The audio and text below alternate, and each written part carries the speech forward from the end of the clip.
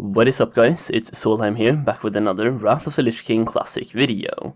So Wrath Classic has finally been officially announced, and while we don't have a specific release date just yet, we do have a release date window, as they said it's launching sometime this year. Personally, my bets are in October. So in this video, we will look over some of the actual changes coming in Wrath Classic, so we know what we can expect, and these changes are based on what Blizzard themselves have said in the actual announcement, and other interviews surrounding the announcement. First up, no Dungeon Finder. I think people have very varying views on this topic. Some people hate it, other people love it, and other people just don't care. Personally, I'm somewhat in the middle, probably leaning more towards actually wanting the Dungeon Finder because of the positive aspect it actually brings to the game, and people are already using add-ons like LF3 Bulletin Board, which already by itself removes a lot of the social aspect, and as a casual player, I really would like to be able to queue up for a dungeon by pressing one button, and then go out and do daily quests or farm gold while I'm in the queue. That being said though, Holly said they did not think the Dungeon Finder fits into what they think Classic should be like, or what they want Classic to be like, and as of right now it seems like they are not going to add the Dungeon Finder at all into Wrath Classic. The next change we know for a fact is coming is a level 70 boost. The level cap will be increased to level 80, and we are introducing a level 70 boost so those who did not play Burning Crusade Classic, but wish to play Wrath with their friends or explore Northrend can do so right away. This boost will be available one per account, so the same restrictions as always, and can be used on any class except Death Knights. I wonder if this is going to replace the current level 58 boost that we already have in the game, or if completely new players will be able to both have a level 58 boost and a level 70 boost, and if so, what will the price difference be like? Next up then, the Rise of Death Knights. Available to both factions and starting at level 55, Death Knights, World of Warcraft's first hero class, harness the power of darkness to help combat the evil that threatens Azeroth. While Death Knights are limited to one per server and require a level 55 character on that server to create, in Wrath Classic we are bypassing that requirement for a player's first Death Knight. This means that you can start a Death Knight instantly on a new account without having to level a previous character to level 55. Oh boy, you already know that bots are going to absolutely love this change. That being said though, it does bring with it some positive changes. For example, personally I might be looking to make that Death Knight on a higher population server that I've never played on before, kind of giving me a free realm transfer, except for the fact that I have to level up, but it gives me a free level 55 character on a server of my choosing, and I have been wanting to check out servers like Firemaw or Gehennas for quite a while now. I already have a level 49 Warlock on Firemaw, so perhaps using my first Death Knight on Gehennas would be the best move, but basically you can use this to test out other servers if you want to check out servers of higher popularity, which is actually a very good thing for those of you stuck on smaller servers.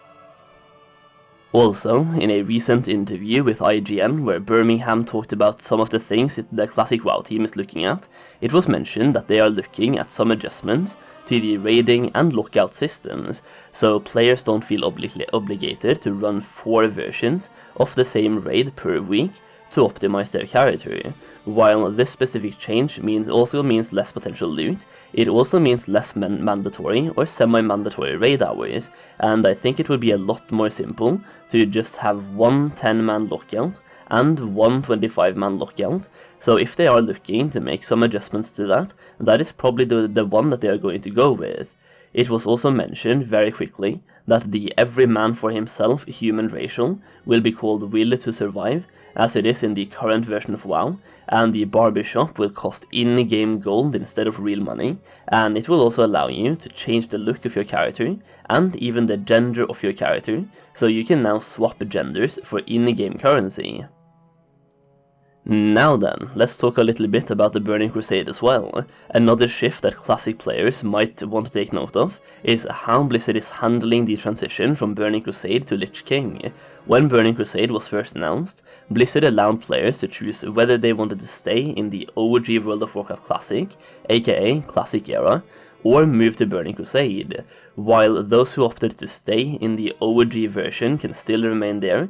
This time there won't be an option to keep characters in the Burning Crusade expansion. Everyone who's already in Burning Crusade must move on to Wrath of the Lich King.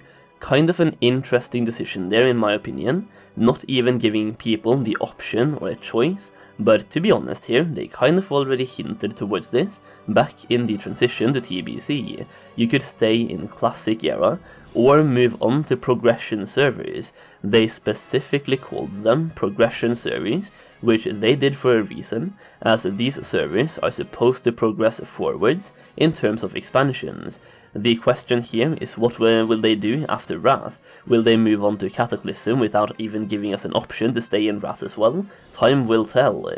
Now let's go back to Wrath of the Lich King changes. Arena team rating is being replaced by individual rating in Wrath Classic, as the individual rating system is flat out more player friendly and allows players to participate in arena matches more freely without being bound to a specific team. So what about content phases? Well, here's what the content phases schedule for Wrath Classic looks like, according to a conversation with Tim Jones. First, the pre-patch event will be 2 to 6 weeks long. That is actually a fairly lengthy pre-patch, and I would assume we see this in September. Then we have the release, which according to my time schedule is going to be around October. Raids unlock about a week after the actual release, giving you some time to level up and acquire some previous items.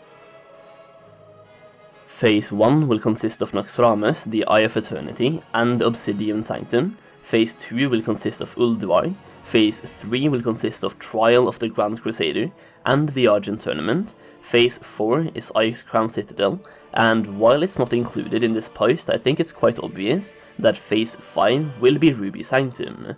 Another small change is the fact that they are removing the disenchant button that was added to the loot system in OG Wrath, and this will not be present at all apparently in Wrath Classic. And that change actually brings with it a lot of gold making opportunities for paladins and enchanters, which I cover more in depth in my gold guide. Speaking of my gold guide, you can actually find a link to that down below in the video description, and by using the code Solheim, you can also get it for 50% off.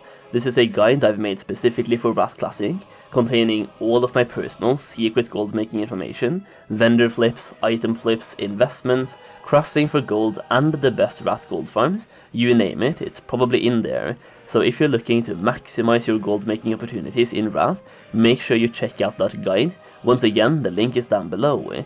And that is pretty much it for today, guys. A whole bunch of changes that are coming in Wrath Classic. Some good, some bad, some barely even noticeable. I guess it all kinda depends on how you look at it. Hopefully you enjoyed this video, and hopefully you are as hyped for Wrath as I am. Let me know in the comments down below which change you are most excited about, and while you're down there, give the video a thumbs up if you enjoyed it, and subscribe to the channel for more Wrath content. Thank you so much for watching, and I'll see you again very soon.